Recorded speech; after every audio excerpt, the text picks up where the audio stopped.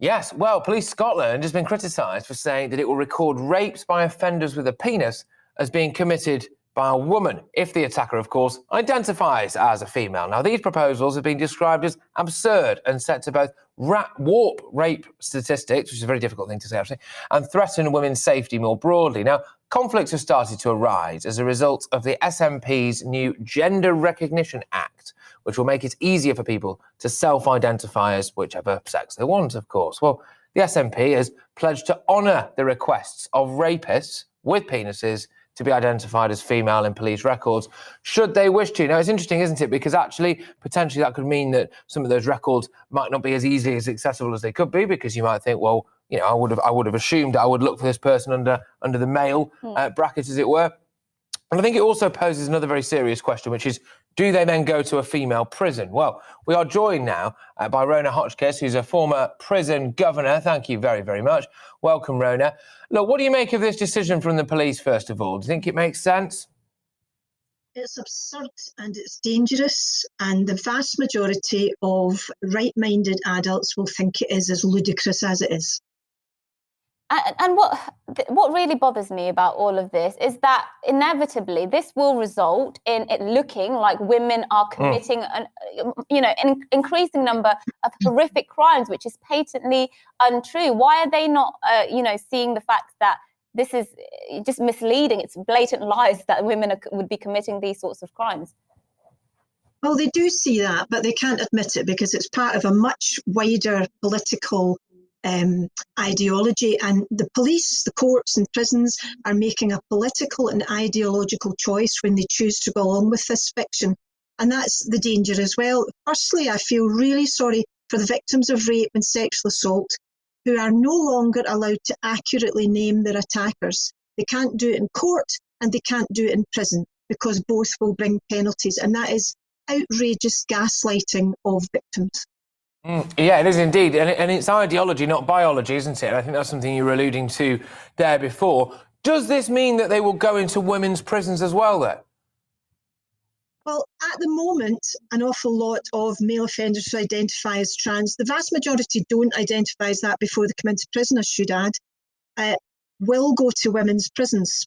There's nothing in law that says they have to do that again. This is a choice because people take their cue from the government of the day, and the SNP support this absolute fiction entirely. But the worry for us is that if self-ID becomes law, then you won't be able to stop any of these offenders, no matter how heinous their offences. You will not be able to stop them from demanding to be sent to women's prisons. And ultimately, you do believe that this will result in people being harmed, this will result in people being put under significant risk, but actually tangible risk in the sense that there will be harms caused as a result of this? Yeah, oh, absolutely. There have already been physical harms. Women have been sexually assaulted in the English prison system. They haven't, to my knowledge, in Scotland, but there are lots of other harms that happen at an emotional and well-being level. And there are legion reports in America of women being sexually assaulted by men claiming to be women and being allowed into women's spaces like women's prisons. What do you think the government should do about this, even if there is little hope of them actually doing anything about this? Because it does seem that there's an urgent need for people, women in particular, to be protected. But it's, governments across the world seem very slow on doing that. Well, what seems to be happening is a kind of mass delusion that has taken in people who feel they want to do the right thing and who think, some of them genuinely think they're doing the right thing. In this country, all the government have to do is to reinforce the adherence to the 2010 Equality Act, which allows for the exclusion of trans women from all female spaces. But no public bodies are encouraged to apply that. Instead, they are allowed to apply the fiction, driven by Stonewall, I have to say, that trans women are women and you mustn't question that or suggest that they're not.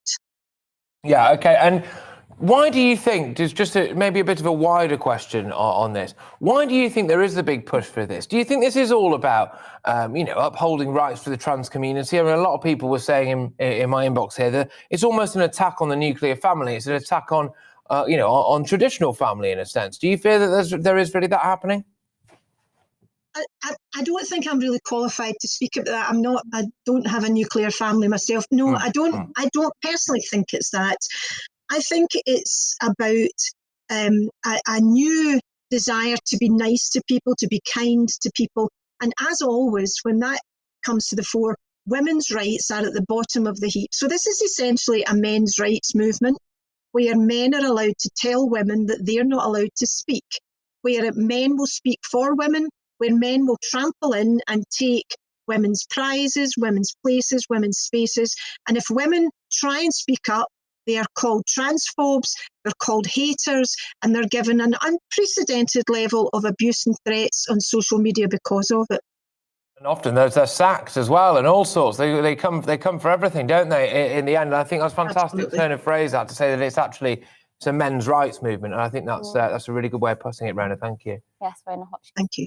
Their former prison governor. Really interesting conversation, I think, and I think she hit on the key point there is that you're not allowed to question people who say they identify as women, even if not necessarily question whether they think they what they want to, but question the concept of what should the rights be when somebody, a rapist, identifies as a woman and then wants to be recorded as a woman and then wants to go into a women's jail. We should be allowed to have conversations around that because they are perfectly civil conversations and perfectly reasonable conversations to be having, but the conversations always shut down. It would be incredibly weird if we didn't have that conversation. It's weirder to not have the conversation about that, to just wave something like that through and just accept it straight off the bat, than it is to go, hang on a minute, can we have a chat about it? Identity, I found that identity issues are sort of becoming the only issues in which people are told off for having the conversation about it. Usually on everything else, it's, why aren't we talking about this more? But with issues of identity, whether it's to gender or race, I found that people don't want you to talk about it. They think you're talking about it too much if you're raising any concerns. Yes.